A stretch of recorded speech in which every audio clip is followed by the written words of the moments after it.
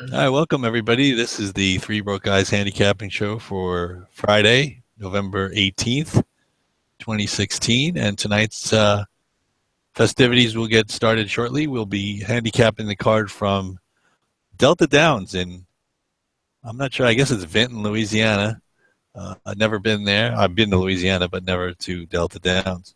Um, Again, we're going to be short one broke guy. Mr. Sharp is dealing with, again, some family issues, and we send our hearts out to him. Rich, we hope everything is going as well as can be. And we look forward to seeing you back as soon as possible. Again, tonight's pick four is the All Stakes pick four from Delta Downs. I believe it's guaranteed at 200,000. Not 100% sure about the amount, but I know there was a guarantee, which is why we chose to make it audible as opposed to doing Laurel as we said we would do on last week's show. Decided to change up in the middle because of the guaranteed money and because of the TVG offer of $5,000 extra if you hit it and split it if you're a TVG customer. So there's also that incentive if you wanted to go that way. So Mr. Sharp, again, will not be with us. Introduced my other best buddy, Ray Torado from Staten Island, New York. Ray, how you doing on this fine Friday? Actually, Saturday by you now. Yeah, I'm doing good. I'm doing good today. Doing good. How's the weather there? Ready to take up this good card. Excited about the Delta Downs jackpot, $1 million for two Yeah, rolls. it could lead to Texas Derby. It's an interesting race, and we'll get to that in a minute. Yeah. Obviously, it happens to be the last race of the sequence. Again, it's an all stakes pick four. To us in the Delta jackpot, finish out the festivities in that sequence. So we'll get started by starting with race four. Scheduled post time is 3:13 Central Time, so I'm assuming that's 4:13 Eastern and 1:13 Pacific. And the first race of the sequence is the Delta Mile. It's a mile on turf, on dirt. I'm sorry, they don't have a turf course. It's a field of 7 forward. The purse is $250,000, and the morning line favorite, if I remember right, is the number 2, Great Minds at 5-2, owned by NFL player for the Houston Texans, Vince Wilfork, and trained by Al Stahl. 2 on the morning line. Ray, what is your opinion of the Delta Mile? How deep do you think you'd have to go to survive this pick to advance into the pick four? Excuse me.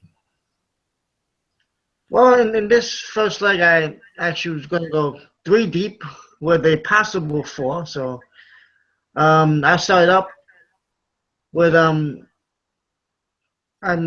looking at number 4, Rise Up. That's pretty funny with the NFL owner of number 2, number 4 be Rise Up. That's Atlanta Falcons. They like he's actually the one to catch. Especially on these 2-turn miles, they kind of like the turns are tight. He's in great form. He gets Castellano for Thomas Amos, and actually he was 3rd last year in this race, so he's back again for a 3rd try. Looking at number 3, Fear the Cowboy. Another NFL slogan there. Me being a Giant fan. He's the 3-1 morning line. He's beating only 3 lengths in the Lucas Classic, which was won by Noble Bird, who is one of the top handicap horses of the East Coast. He will have to not let Rise Up get too loose if he wants to catch him. He'll come a little bit from off the pace. He's back on fast dirt where he may improve. And, of course, then number 2, the favorite, Great Minds. Well, he's actually perfect 2 for 2 at the mile at Delta Downs. So that's a very big advantage. He's raced there early this year, February and March. His last 2 were against tougher fields. And he may actually like the class relief. So I know McMahon and Starr have a good combination their first time. But they're both 29% for the year. So they could at least win out almost every 3. He has a chance if he runs back to his Texas Mile race during his 3-race winning streak. So his last few, he had no trouble in his races at Fish Creek Mile, and he should improve for that. And of course, I can't ignore the number 5, Sammy Manville from the West Coast. You got my man Flavin Pratt and O'Neal. And they're coming back in distance in class and actually could wake up here at a good price. So that's about it, Joe. 4-3-2 and possibly the 5. It's funny, Ray. I went with the same two horses on top in the same order that you went. Rise Up was my top choice. I just think he's the speed of the speed. I think he's got. I think that he's got this race in his hands. He's going to control everything, and Castellanos is going to be fine up for Amos. So again, I don't need to do any more elaboration on what was said by my colleague. Just for and the 3 was my second choice. Too deep. I could actually even be persuaded to single Rise Up, but again, 4-3 would be my top 2 choices in the Delta Mile. So we'll move forward. We'll save a little time and move forward, and which is the 7 furlong Samstown. It's a restricted stake for horses who've never won a stakes race. Again, 7 furlongs. This is a 2-turn. Those of you who are not familiar with the Delta Downs track, it is a 2-turn race. So that may be something you need to figure into your handicapping. And as Ray had mentioned earlier, the turns are a little tighter than normal. The morning line favorite in race 5, the number 3 horse for Kenny McPeak and Julian Leperoux is in to ride. And the horse's name is The Truth or Else. Again, the 9-5 favorite. Drew post 3, so drew well in a field of 12. Ray, can we go past the favorite, or is he strictly the one to beat in your opinion?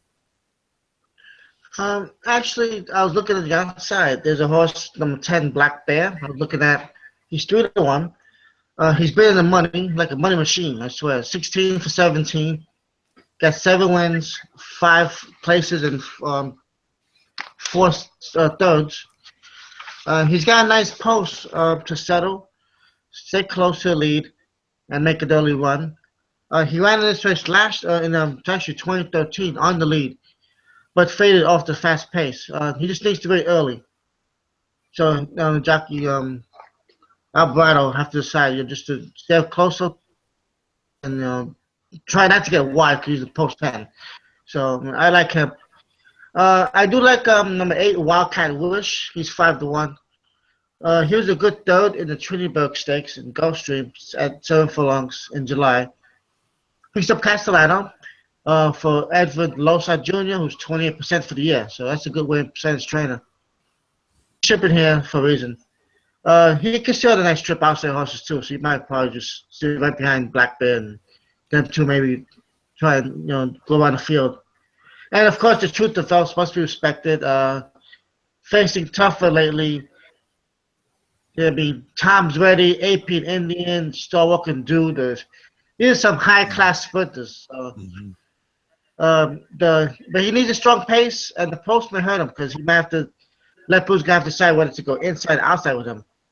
That's gonna be tough. So depends on the pace, and that could be his downfall. So in 7 furlongs, every length may matter whether you go in or out. So that's gonna be tough for him to see. So that might be his downfall. So I'll go 10, 8, and 3, and then in that order. Most likely 10, 8. I mean, I could live leaving the 3 out of the ticket. I really could. Well, actually, if we were doing a template tonight, and again, we probably won't because Mr. Sharp's not here.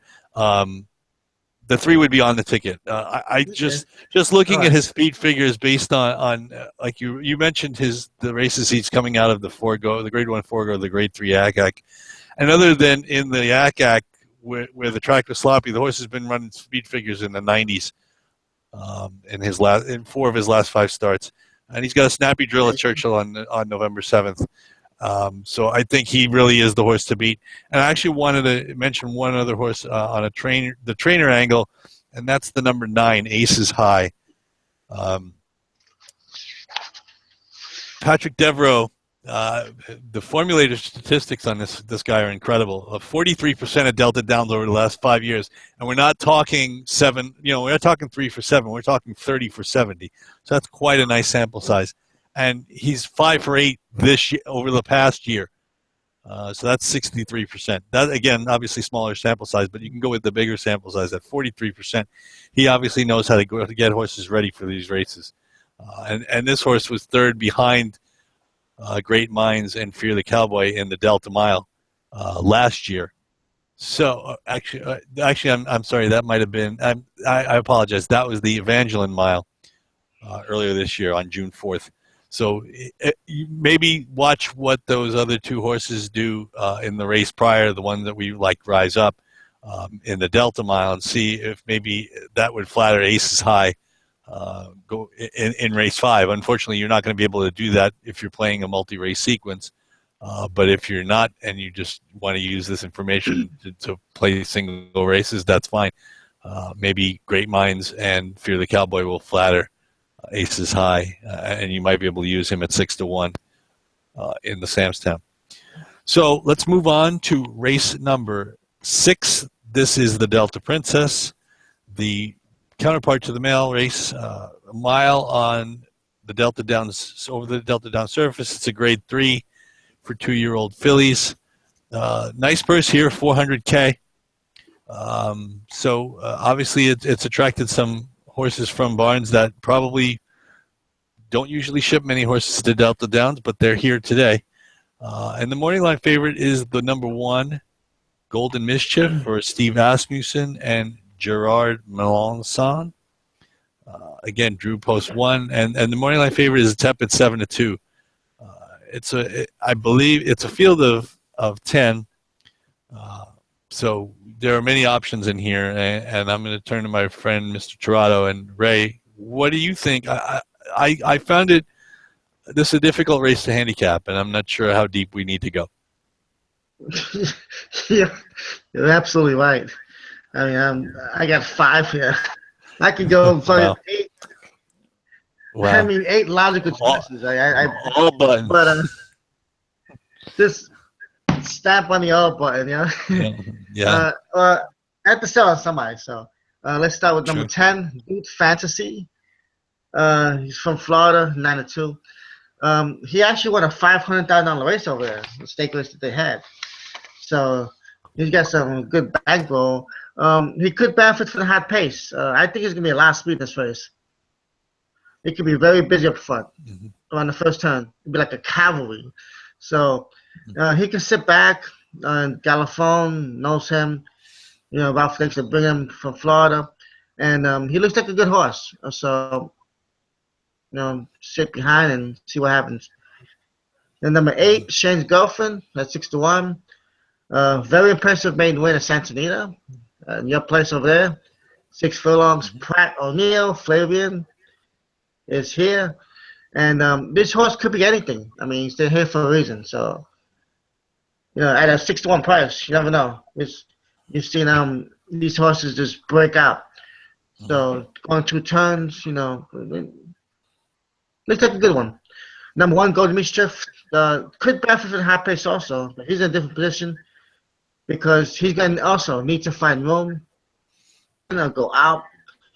And on these tracks, every critical move you make is crucial because there's not a lot of room to maneuver. It's like a bowling. So, Melanchon, we'll figure it out.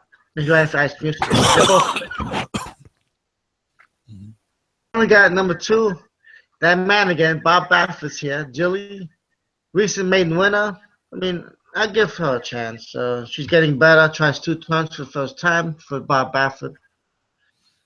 He ships also 33%. And Pedroza here, so he'll make sure she's on the lead. So there's going to be a battle up there. So, I mean, she could be a pace casualty, but I'll give her a chance. You never know. I mean, some horses break, slowly, whatever, and she could be out there and lead by herself. So, Flatter Up, number 5. If none of the out-of-towners run well here, I think experience on this course, good speed at 7 furlongs, and a small stake in her last race with McMahon and Calhoun. but she needs to improve a couple lengths more to compete with these. But if none of them handle the track, she'd be in good shape. So she's 10-1. So here we go. 10, 8, 1, 2, 5. Fill out that Keno ticket, Joe. Mhm. You can pick the other 5. That's it. Yeah. No, well, unfortunately, no, I don't have to mention many. The horse I like, unfortunately, I landed on the favorite again. Melanson, as you mentioned, this horse actually had won over the Delta Down surface, and there's only been 3 who've tried it. And this was the filly who won the My Trusty Cat last time out, trying to step up integrated company. And Melanson is 22% at this meet, so he knows his way around this track. And like you said, I think he'll work out a fine trip on this horse. And a lot of the new shooters, as you mentioned, have a lot of speed. So I agree with you. I think this is going to be a fast pace. There may be a casualty or two. And I think Golden Mischief is probably the best of the closers. My second choice is a horse you didn't mention, and that's the 9, Cajun Delta Dawn. And he was the horse. She was the horse who ran behind Dude Fantasy in the My Dear Girl at Gulfstream, at what used to be Calder and now is Gulfstream Park West. She's got enough tactical speed, and if you look back at that last race, she broke from post 13 out of 13. Obviously, she had speed. She was tactical enough, and she was actually on the lead, turning for home.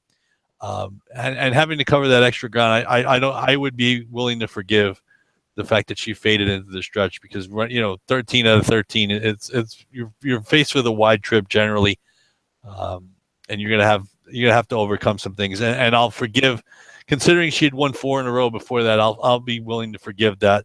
It was also her first 2-turn race, so she'll probably be better off that. And she's rested.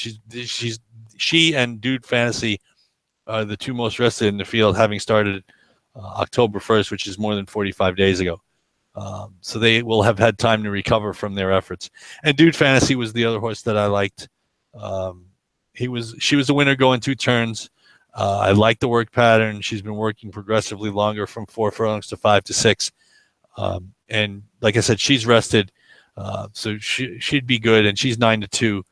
Cajun Delta Dawn was 6-1 in the morning line, and Juan Leyva is coming from Florida to ride Cajun Delta Dawn. So in my ticket, it would be 1, 9, 10, or at least that's the order of preference for me in the Delta Princess. Now the main event on the card at Delta Downs, the Delta Jackpot, $1 million. Again, grade 3 for 2-year-olds. Big field, drew a field of 10. Morning line favorite is, you know what? I'm misplaced it. Oh, it's the 6, Guinevere, Antonio Sano, horse who won the Saratoga Special in August, returned in the Breeders' Futurity to finish 5th behind Breeders' Cup juvenile winner Classic Empire at Keeneland last race. And again, this was a very, very difficult race for me to handicap. It's hard to separate the contenders. I actually ended up coming up with only 2, but I think you could probably go 5 or 6 deep in this spot and maybe even not have the winner covered. So Ray, take it away. What do you wanted to know about the Delta Jackpot? It's in the sequence.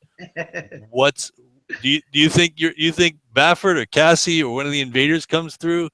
Or is somebody of local interest going to win this race this year?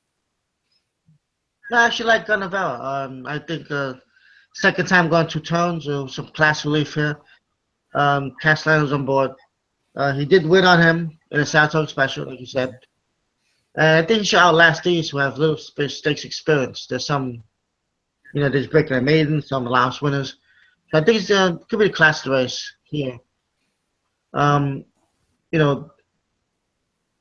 I think that going deep in the other legs might lead me to go smaller in this race. Actually, can the budget we have, whatever we're gonna do, even my personal pick for probably stay light in this race. Just maybe 2 or 3 deep if I can. But I do like also Lion Judge number 2. He's got stakes from over the track. His last. and got good speed. The post helps his chances. And CJ McMahon, ride for Joe Sharp, and they're both in the 20% range. So, also number 9 I mentioned, J Boy's Echo 8-1 is the strong one looking for a repeat. He looked like he could go much farther in his maiden win, so he looked like he just drew away. So, but he's tested for class here, and first stakes race, and but he's 8-1, so you got to get a price there. There are a few others here I can bet you, but I'll leave it to you. I'll stop there. 6, 2, and 9, and let's roll with this race. Hopefully, I'll be alive tomorrow, so hopefully. Yeah, I hope. if you're gonna go, You've like been I on said, a force swing lately. It's like going crazy. yeah, this is not an easy sequence. And this was the not. race that I had the most trouble separating contenders. I thought the Delta Princess was tough, but then I looked at this race and I was like, wow, this is really difficult. It looks like there's a lot of early speed in this race, which is kind of why I like the 9 J Boys Echo. And he did improve his second start of his career, and it was going 2 turns for the first time. I think he's going to have a little bit of class, or at least the owners think so, because they paid $485,000 at Keeneland for this horse. And he's bred to go longer. He's out of mine shaft. He's a mine shaft out of a Menifee mare. Menifee ran second in the Kentucky Derby. So this horse, I would assume the owners are expecting a lot. Again, it wouldn't be the first $485,000 purchase not to make a splash, but again, I think they're trying to get as much of their money back here as they possibly can. And I trust Dale Romans. He's a good trainer. He knows what he's doing. And the other horse I'm going to mention is the 5 Dangerfield, for the local connections, local to Southern California anyway. Doug O'Neill and Flavian Pratt. He's another who's won at 2 turns. It was a minor stake up at Oak Tree in Pleasanton, and again, he was a $450,000 Keeneland purchase. He's been drilling at Santa Anita. Doug O'Neill's put 3 6-furlong drills into him, and basically he broke his maiden in that race up north, the Oak Tree Juvenile. Again, it was $55,000 purse, but I think the owners want to see a little bit more, and they're swinging for the fences here. And this horse is 12-1. He drew well. Again, it's a wide open race. I think there's a lot of speed. We didn't even mention the 2 Cassie runners, Thirst for Life or Our Storm and Norman, or Mr. Baffert's horse, Hot Sean, who's won 2 in a row, including an optional claimer at Santa Anita, going a mile. Again, he's a $550,000 Keeneland purchase from September 2015. So obviously a lot of good bloodstock from that Keeneland sale is making its way to Delta Downs for the Delta jackpot. So that I guess, like I said, we normally I wouldn't want to put together a pick four ticket without Mr. Sharp's input. So basically, hopefully, you can just use this information to refine your own pick four ticket. Either, as the people at TVG say, either punch the ticket that we recommend or use the information that we gave you to make up your own ticket. Ray, is there anything else you wanted to add about this sequence or this week? Anything else you needed to add at the moment? At the moment, we could talk about Breeders' Cup if you want for a little bit. Yeah, absolutely. No. Well, you know what? Yeah, no question. If you want to discuss it, I have no problem talking about it. Like I said, it was a good day for me. I had a really nice Breeders' Cup weekend, picking 6 of the 13 winners. And it was funny that amazingly, that of the 13 races, there was only one favorite to win. And obviously, the favorite was named. Obviously, no other favorite. No other favorite won the whole in any of the Breeders' Cup races. This week or that week this year. That's what stopped me from 5 in a row. I mean, I would have had triple pick threes, but I just didn't think she would, Obviously. go all the way. Yeah, I was like, wow, she Yeah. held on. Yeah. That, Yeah. but 8-year-old gelding. He's fat. yeah, He's been running fast at a mile, so six and a half furlongs yeah. seem to fit him. I actually did a I little thought bit there'd of be reverse. more pressure, and Yeah, I would have thought so too. yeah, I was, I would have thought the three inside horses, Mongolian Saturday, and obviously and Pure yeah, Sensation, would have been at each other's throats early, but obviously it wasn't to yeah, be. yeah. So yeah, It was well, obviously his give him day. credit. Yeah, You know, absolutely. But give him credit. the thing about it is, next year you have to realize that next year's Breeders' Cup Sprint is 5 furlongs over the Del Mar Oh, turf, I mean, again, I'm not sure. Obviously, he'll be back to defend his title. He's a gelding, so he could possibly. But oh, so they I, done in 5. I'm Wow. just. I'm sorry. Yeah, no. At Del Mar, the sprints are at 5 furlongs. So Ooh. I'm not sure if they would even want to try that, or if it's I'm not sure exactly what they're going to do next year. But like I said, I'm not sure how much of a factor um, Yeah. this specific horse will be in that spot, considering it's not 6.5 down the hill. It's a 5 furlong. It's 5 furlongs. There's no hill. It's just basically speed. Uh, Well, yeah. I and you mean, get what you get.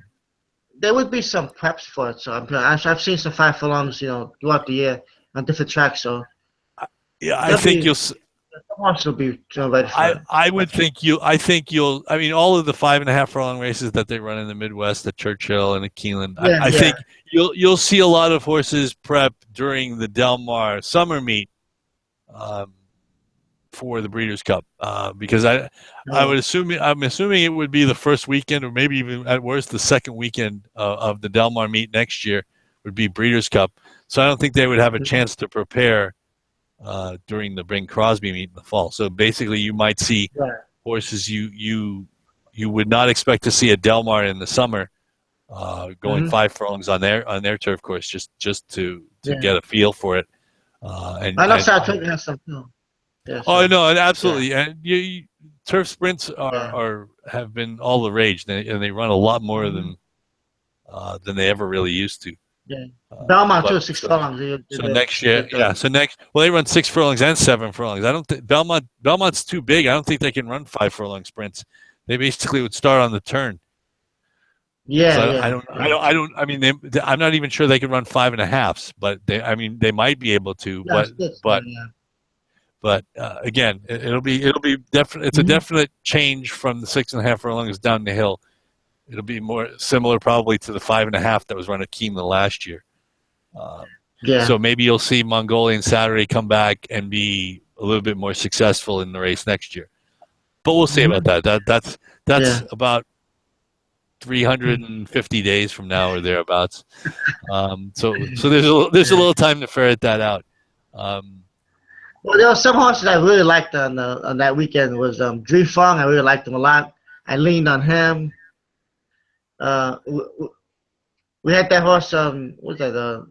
Queen's Queen's Trust, Queen's Trust with the Dream Fong double. That was a nice double. Got right? some points back in that one.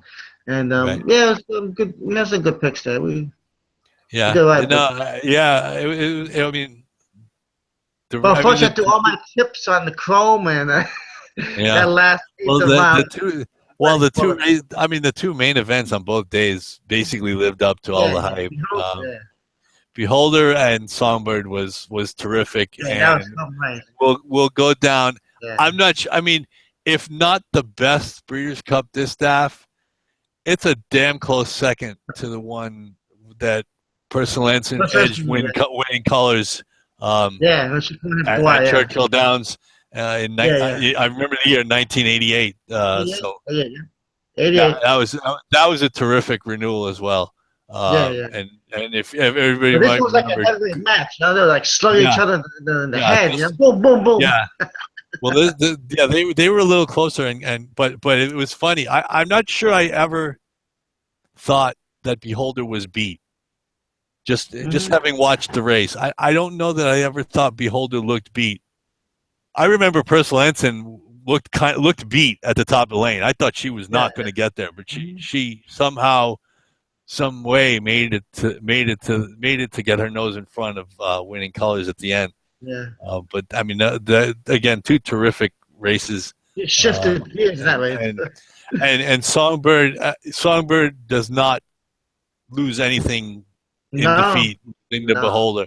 Mm. And right now, if you had to make a morning line, I think she'd be about 1 to 5 to win this race next year. Considering Beholder is gone, who knows? I mean, maybe Stellar Wind with a better break could take the Beholder role and do it to her again. Again, this will be a Del Mar. We'll see how it plays out, but Yeah. so they were both magnificent, and unfortunately, as close as it was, one of them had to lose, and it turned out to be Songbird. But I mean, she's had her day, and she will continue to Mhm. have her days as a 4-year-old. And I'm glad she's coming back to run again. And Yeah. Yeah. as far as the classic went, I was there that day, and I swore that Arrogate was beat down the backside. I thought he was struggling.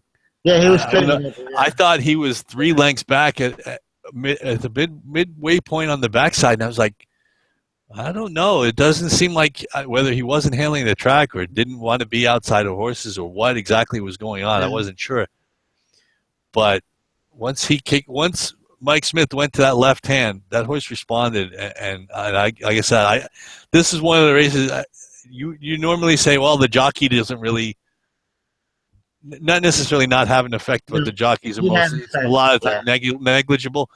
But yeah, this is Yeah. one of the times where Mike Smith actually got that horse home. I'm not sure that Arrogate would have beaten California Chrome with many other jockeys. Let's just put it that way. Actually, I'm sure. around the far, actually around the far turn, Mm-hmm. when he went to the inside, Mm-hmm. he saved a little bit ground there, and then Yeah, came back out. yeah, And he that was did. a very Yeah, that I mean to win by an inch like that, that yeah. really helped Well, a lot. big money. The big money Mike Because he was didn't it was continue to go. He didn't he. continue standing outside. He went Yeah, inside and then no, out. no. Yeah, Yeah, no. great He move. did He had come the move to do it, in and so you know. absolutely. Again, like I said, this was a race. I think that Mike Smith got the job done as much as the horse did. Yeah. Mike Smith earned his commission on that day, Mm-hmm. and he's big money Mike for a reason. Um, but overall, a great Breeders' Cup. It was I mean, I was there Saturday. It was a fantastic day. The weather could not have been better. Maybe just a tad warm, but every review, everything that I had heard, everything about it was that everybody wants the Breeders' Cup at Santa Anita every year. And well, and what's funny is considering it's like I was talking to people and at the track that day, and I ran into somebody from the East Coast, and they were like, "Well, I mean, it's nice, but it'd be nice to have a Breeders' Cup back east or whatever." And I was like, "But you have all the Triple Crown races. We don't get any of that ever." I said, Yes. you've got all three of them in the Eastern Time Zone. Why can't we have the Breeders' Cup every year, whether it's Santa Anita or Del Mar? What's the difference? I mean, people are gonna. It's if the Derby is the biggest race, everybody's gonna go to the Derby. Everybody, the Preakness is great because there's always a chance for Triple Crown. The Belmont card is now amazing with all the Grade One stakes that they Mm-hmm. run. So why can't the West Yeah. Coast have the one big day? I mean, I understand wanting to go to Keeneland, and wanting to go to Churchill Downs every once in a while just to mix it up. I get it, but considering the weather is always warm in southern, well, I shouldn't say always. Most of the time it's warm. It doesn't really rain until actually usually starts about now, the rainy season in Southern California. So I don't see why they couldn't just leave the Breeders' Cup on the West Coast and just alternate between Santa Anita and Del Mar uh, every year. Again, because the East Coast has all the Triple Crown races, let the West Coast have the Breeders' Cup. Well, yeah, me being from this coast, I actually agree with you. And I'll tell you why. Because, like, Churchill has their races, like you say, and Mm-hmm. we have our races, and we have our Saratoga races. We have the Belmont, and even Pimlico has their races. So I went to a Preakness, and I'll be honest with you. I mean, I was a little bit disappointed in just the overall. I mean, I guess maybe the day, but it was really bad. But it's my second Preakness, and I wasn't that like overwhelmed. You know what I'm saying? Like Mm-hmm. just a day to track for me. And Mm-hmm. no due respect for Pimlico, but I just didn't have that superstar high event feeling that day. I really didn't. Mm-hmm. Well, And it's and for the price that you yeah, pay, so yeah, it's like it was just a day to track for me. And right. I was there for 2 days, and Yeah, I didn't have that feeling like like it's a it's big event for some reason. I don't know why. right. Well, it's funny because It was I kind of amazing. wonder. I kind of wonder if the fact that the facility is, I mean, from what I've It's a heard and little what I know small. about the Yeah, facility, yeah, it's an older racetrack and probably needs some yes, upgrades right, in true, yeah. certain areas. Again, there's something for being quaint, I'm but not I knocking them, mean, but they you have their also need. pictures. I mean, but and maybe it was because um, it wasn't the aura of American Pharaoh. I mean, obviously Nyquist was undefeated, Yeah. um, So but I kind of wonder if anybody ever again with American Pharaoh there was a lot of okay he this horse is good enough to win the Triple Crown, and that was before the Derby. I'm not sure there was that uh, kind of hype about Nyquist. Like you said, the fact that it was a rainy day, it was not the most picturesque day. It wasn't a Chamber of Commerce day. This year just happened to be a day where it rained a lot. yeah. And again, the East Coast is going to have that. Hmm. If you're talking summer racing, I mean Saratoga this year was amazing. That Saratoga really did not get a lot of rain, or Yeah, yeah. at least rain that affected the races. I mean, Del Mar's never going to get rain in the summer. Well, I shouldn't say never because I guess it was last year where they had two significant rainstorms down at Del Mar, but those are rare. But again, you have all the racing at Saratoga, as much as the racing at Gulfstream in the winter. You have most of the Triple Crown preps are in the East Coast, Yeah. so I really don't think anybody would squawk. Other than I mean, I know the New York Racing Association is pretty upset with the Breeders' Cup, the fact that they haven't been back to Belmont in what is it Well, actually, let me six or tell you, 7 years now. I heard something on the radio, and I'm not quoting anybody, but the NYRA has not made a bid in 5 years. Okay, and Mm-hmm. also I heard that Belmont does not want to upgrade their high, what do you call it, high ticket price, the high rooms, the Okay, rooms that right. Right, they're suites, high end ticket. you're right. The place where the millionaires, where the owners and the Yes, trainers and all right. the bigwigs and the celebrities would So hang out. actually, Boost Up and that track will not generate a lot of money because you'll have the more of the high end tickets to sell. Mm-hmm. I've heard this on the radio, so this is just somebody saying this in one day satellite radio, and I actually agree with them. I do. The British Cup has to generate a lot of money. I mean, Mm-hmm. unfortunately, this is for Well, you have these yeah, sections where you got billionaires, yeah. and you know If you want $6 million purses and $1 million you person have in pretty much every to have race, yeah, tickets. That's what it is. Believe me, I know. When I sent out the tweet about $10 parking and $40 admission, and that was just, I mean, again, I spent $50 just to get into the track. Yeah, I didn't have a seat. I'm, I would have done it pretty much anyway. It wouldn't have made any difference. But yeah, like you say, and it's sort of like the NFL teams and luxury boxes. People want to have a good experience. They want to have yeah, a nice experience. They want to have champagne. They want to yes, be wined and dined. They want to have a right. night. It's an event. It's somewhere they want It's to a be, fact. You're right. they're not going. They're not just going to go just to go. I mean, Mm-hmm. to be honest, it's like if that's the case, and I can be I can be an owner and not necessarily. I don't have to go to the Breeders' Cup if I don't want to go. If they're not going to make it worth my while, that's fine. I can send representatives, or I can send my kids, or I can send Yeah. a trainer, or what. I mean, the trainer's going to be there anyway. That's fine. I don't need to be there if they're not going to make it worth my while, and that's really sad. If the NYRA, with the casino money coming in from the Aqueduct Casino, I'm assuming that's still open. You would think that they would want to upgrade their facilities, and heck, if that's the case, I got a better idea. What if Belmont doesn't want to do it? I mean, and again, I don't know if it's Belmont or if it's the NYRA. They did have a Breeders' Cup at Aqueduct. If I remember, it was 1985. So Yes. they don't always necessarily have to have it at Belmont. So again, I'm thinking it's Actually, more. That place is more. No. I'm not saying. I'm just saying if they want to. Oh no, they would absolutely need to upgrade the facility. Don't get me wrong. But what I'm saying is, if they really want to do it, they could do it. Mm-hmm. But again, it's that the NYRA's got its own issues. So we don't even necessarily go into that. But I mean, but getting back to like I said, the Breeders' Cup was terrific.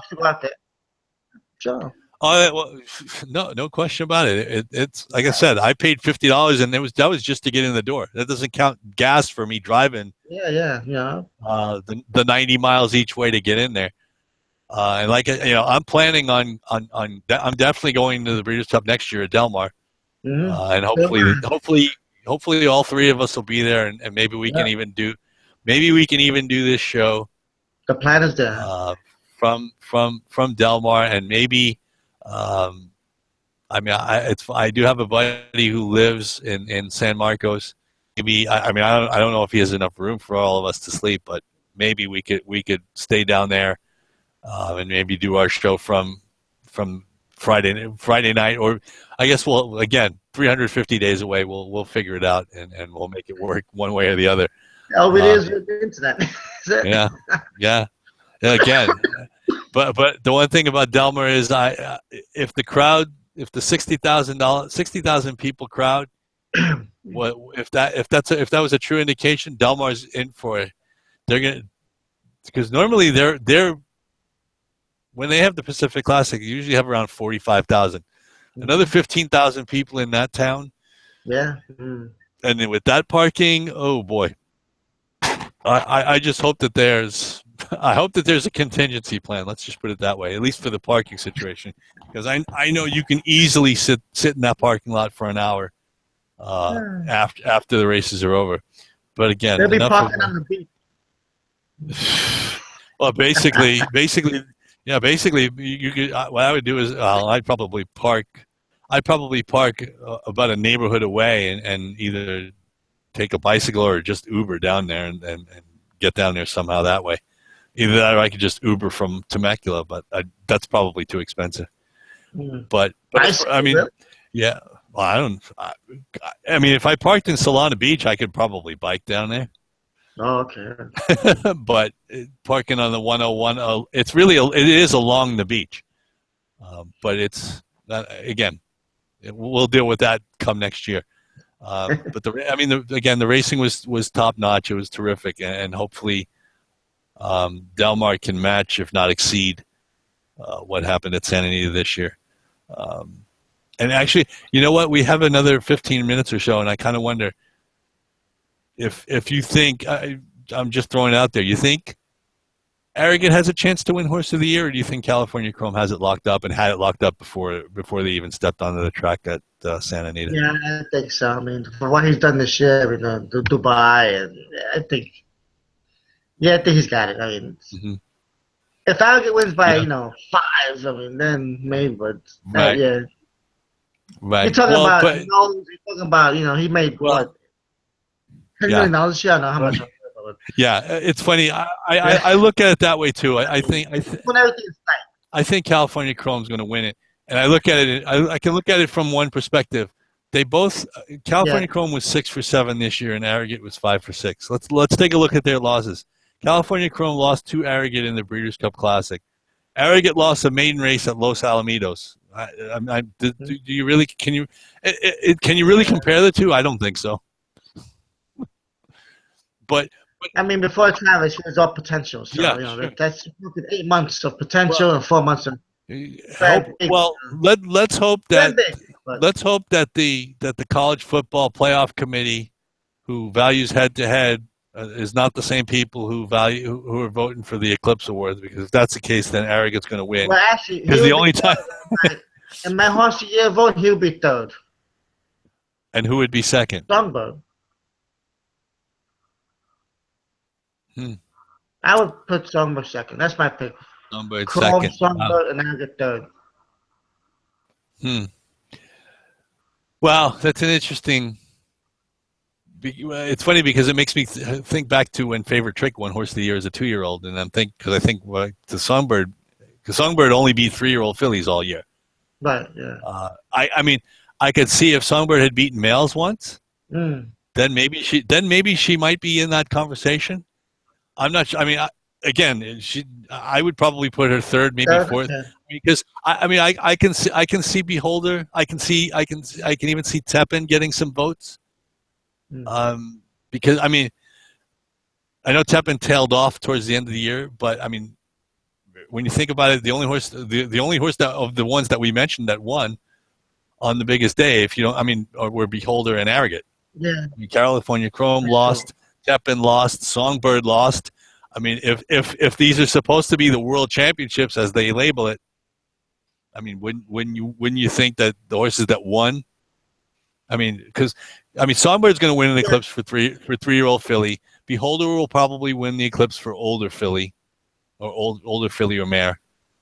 So it's not like she's not going to get honored with an Eclipse award anyway. I just don't know that she's going to win. I mean, and I guess that's another question. Is Arrogate a cinch to win the 3-year-old crown, considering he didn't run in the Triple Crown races? He only won the Travers and the Breeders' Cup Classic, whereas Nyquist and Exaggerator ran through the Derby prep season, ran in the Derby, ran the Preakness, and I mean, didn't really do much after that. But I mean, I guess you'd have to assume that Arrogate would be the top 3-year-old of the year, no? Yeah, that's a tough one. Yeah, no, absolutely. I mean, it is, because I mean, everybody loves. Everybody loves the Triple Crown so much. It's like, well, I mean, do you? I mean, I guess it's really going to be. Well, it's basically racing saying, well, do we value the Breeders' Cup Classic and the Travers more than we value, what happened in the Triple Crown, on the Triple Crown Trail and in the Breeders' Cup? I mean, and the Derby. I mean, if anybody, it'll be Exaggerator, most likely. Exactly. Well, but except with one, the only problem I have with the Exaggerator is if they ran the race on a dry track, he didn't win. He ran on a wet track, he was superior. Obviously, he was superior to Nyquist on a wet track. But if they ran there, and most races are run on a fast track, so I couldn't see them giving it to Exaggerator. Again, he danced every dance, so maybe. So I mean, I would think that Arrogate's probably got it won, and don't be surprised if Drafong gets a vote or two. Again, he was a sprinter, but he was undefeated this year, and again, he won on Breeders' Cup Day. So he might. Again, I don't think he has a chance to win, but if he were a finalist, I don't know that it would shock me. I mean, he'll win the Sprinter Eclipse anyway. That won't make any difference. But would he be able to win top 3-year-old? Probably not. Yeah, that's a tough one. Yeah, no. Again, there are a lot of easier ones, and again, I mean, I still think they're all pretty formful, and they'll probably go right. I'm not expecting the Donald Trump election result as opposed in any of the Eclipse categories. I figure the favorites are all going to win. That's the good part. That's the way it's going to be. So, all right, everybody. I think we're done for the night. I think next week. I know next week. I'm not sure about Rich's availability, but I know that Mr. Toronto and I'm not sure if you're going to the Cigar Mile, Ray. Are you going? Are you I'm planning on gonna, going to I'm the track gonna, on Saturday? it's a good chance I'll go. Yeah. Okay. Yeah. Well, then you need to report live because they run four stakes. I actually I went to the NYRS site. Not only the Cigar Mile, but they run the Remsen at a mile and an eighth for 2-year-old colts, Yeah. the Demoiselle at a mile and an eighth for 2-year-old fillies, and they run the Cumley Stakes also on that card. So it's quite possible we'll have another all stakes pick four. Yeah. But unfortunately, that'll have to be ferreted out during the week. I have to find out if So they're gonna have they had a small handicap contest last year, Cigar Mile there. A low okay, roller. yeah, Yeah. and for those of you I who think I was watched the ninth place, so yeah, I did pretty good. cool, and for those of you who watched the um, what was the name of the channel now? I can't. The Esquire channel's series about horse players That's called fine. Horse Players. The first episode was the Rotundos and Lee Davis. Shout out to those guys who we haven't seen in quite some time. Um, they were at the Cigar Mile Day. That was the day that, if I remember right, was it Stay Thirsty beat Groupie Doll that day? Might have been. Yeah, yeah. But it was a few years. I think I want to say 3 years ago now. And the Cigar Mile usually, and I know, at least I know Connect was nominated along with Economic Model. Anchored Down was also nominated to the race, so it should be a relatively good renewal of the Cigar Mile. And again, there are 3 other stakes underneath, and we'll see if there's an all stakes pick 4 or not. Hopefully, they will line it up that way, but we'll see how it shakes out. Only really the NYRA suits would let us know that. So, on behalf of Three Broke Guys, on behalf of Mr. Sharp and Mr. Tirado, I guess it's my job to say goodnight and to let you know that we will be on next week at the same time, handicapping the Cigar Mile card from Aqueduct on Saturday. Thank you very much for watching, and we hope you have a great racing week, and happy Thanksgiving. All right. Good night. Happy Thanksgiving.